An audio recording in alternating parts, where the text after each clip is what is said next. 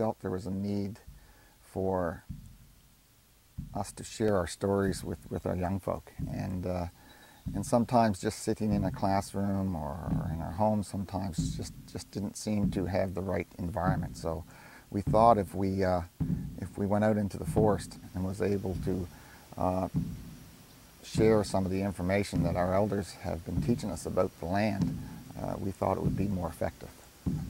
I think they get a wealth of information.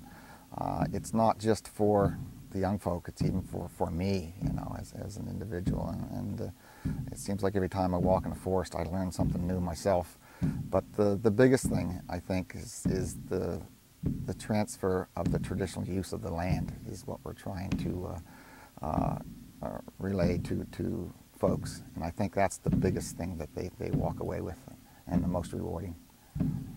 Some of the most important things that we'd like to share with folks is how our ancestors, the Mi'kmaq, used the land and how they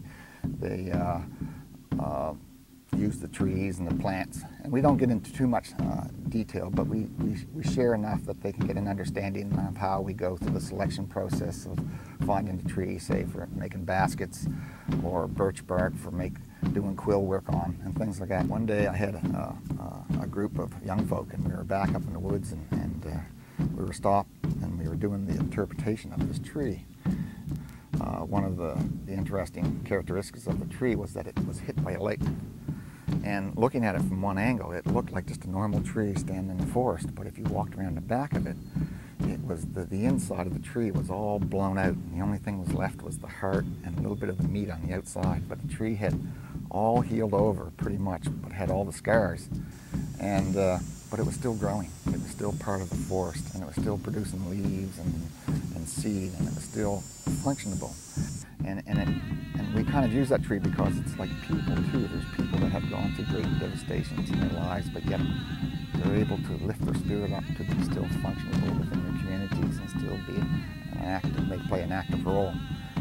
And so anyways, as I was telling this story, this other tree about 100 feet from us or so let this noise out of it. It just went, and we all stopped and said, "What was that?" And we looked around.